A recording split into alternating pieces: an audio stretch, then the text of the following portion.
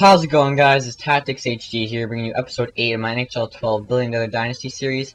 And as you guys can see, right now we are in our contract year with the Colorado Avalanche. After this year, we have the option to either re-sign with the Avalanche or pick a new team.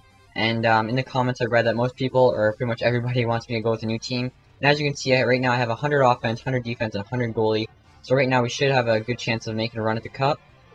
And I just traded Calvin Pickard for this prospect. He's like 80 overall, B-, B-, C potential. And as you guys can see, here's the All-Star game, and the only player on our team that made it was Matthew Shane. As well, I believe our Semyon Varlamov made as a starting or backup goalie. He made it as a backup goalie, so that's pretty good.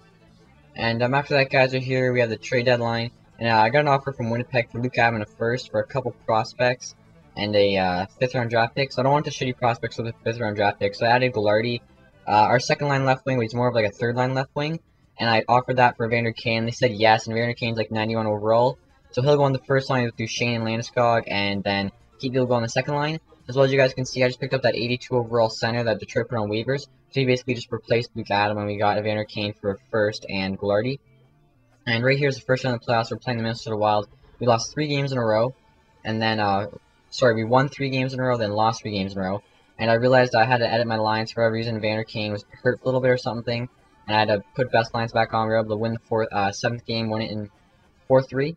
And then the next round I played Vancouver, and that series also ended up going to 7 games, but unfortunately we lost the 7th game. So we made it to the semifinals, and we didn't win the Cup this year, even though we had such a stacked team. And I decided to go with a playoff contender team, and I was looking for teams you guys wanted. I didn't really see anybody popular. The 2 popular teams were Montreal and Washington, neither of which were available. And I seen the Buffalo was available. They only wanted 36 wins and 3 years, so I decided to go with that since it's shorter. Right here are the retired players. You can see Datsuk finally retired, Zetterberg retired, Henrik Sedin, Martin Erat, Patrick Sharp, Danny Heatley, so the fucking all-star, and Datsuk retired. A lot of really good players retired. That just shows you how, like, deep we're getting into this GM mode. And right here's the Buffalo team. You guys can see Jordan Staal and Mason Raymond are a couple of players that are on there that you wouldn't, that weren't originally on there. As well, they have some prospects that have coming up and got good. The second line center, he's like 87 overall. He's really good.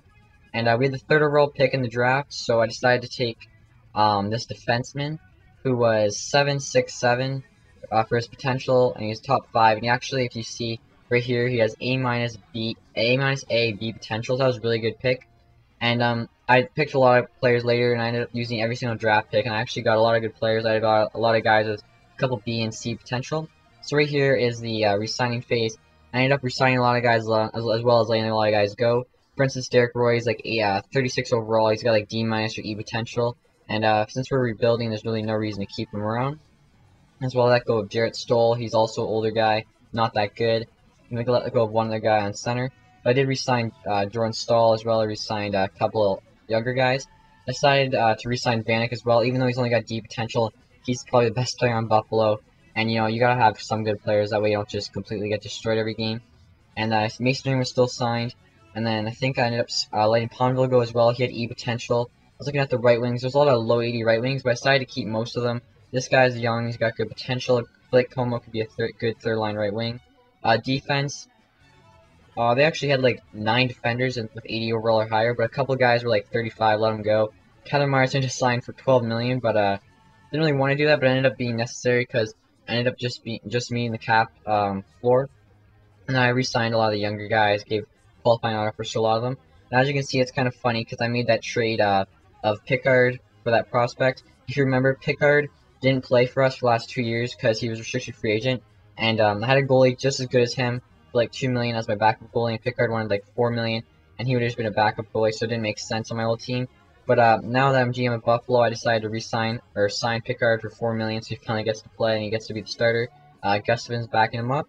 As well, they had a couple other goalies, Bishop and some old guy, and I let them both goal. And I just signed that 84 overall right wing.